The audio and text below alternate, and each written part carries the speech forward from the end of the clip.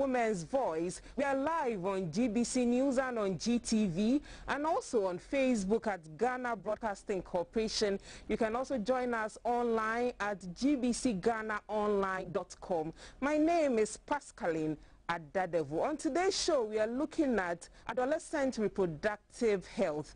Adolescent reproductive health. It has become important to have this conversation looking at the structure of this country. I read that they form a quarter of the country's population, and that is quite enormous, and we need to have this conversation, talk about their rights and what needs to be done to have a very healthy population. My guest in the studio, from my far left, I have Solace Esiamankwa. She is PRO, National Population Council. Welcome, Solace. Thank you, Pastor.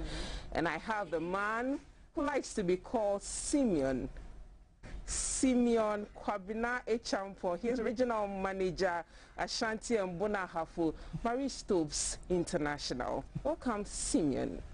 Thank you very much, Pascaline. I hope I got it right. On point. Okay, thank you. Solace, good to have you again. Yes. Adolescent reproductive health. What do we mean by that? And who is an adolescent in the first place? When you say adolescent, it's someone between the ages of 10 to 20, 10 to 14. We have the young adults and the older adults. And these young adults, as they go from 10 to 14, the development, the physical development, you begin to see changes in your body. If you're a male, you know your voice begins to change.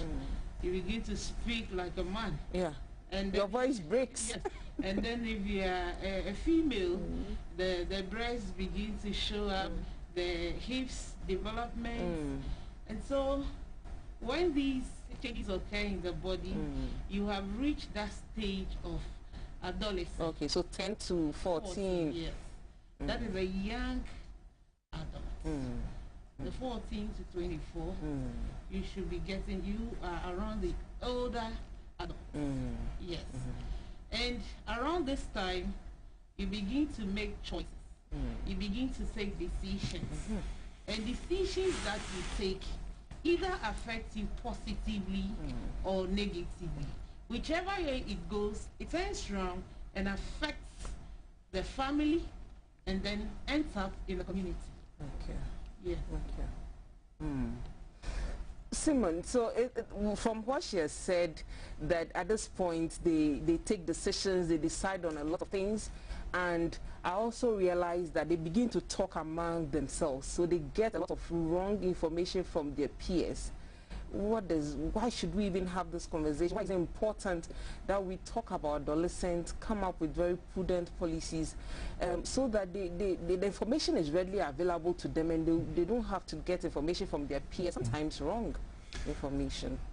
Thanks, Pascaline, for the question. So in your introductory remarks, you had alluded to the fact that adolescents form a critical mass of the population.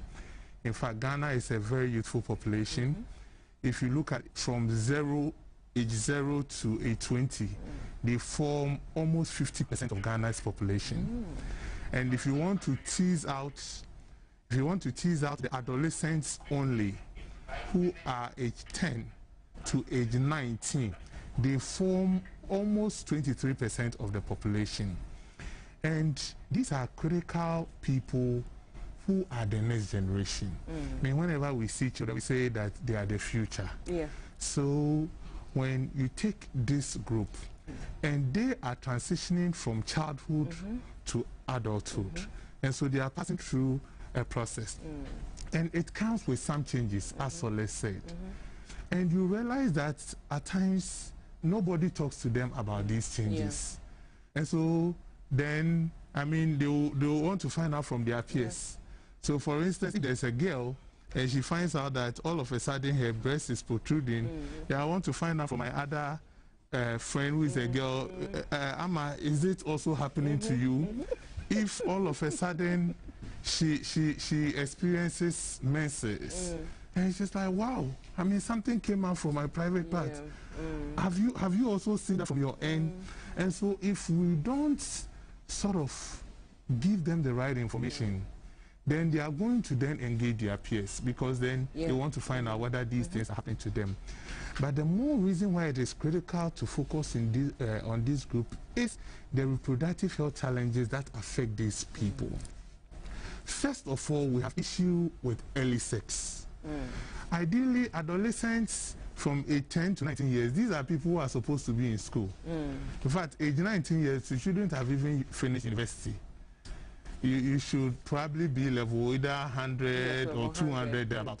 So a critical mass of these are in upper primary, junior high school, senior high school, level 100, 200. Their core business is to learn, develop themselves mentally, prepare themselves for life in the future. And one of their major challenges is early sex. And there are times you say, oh,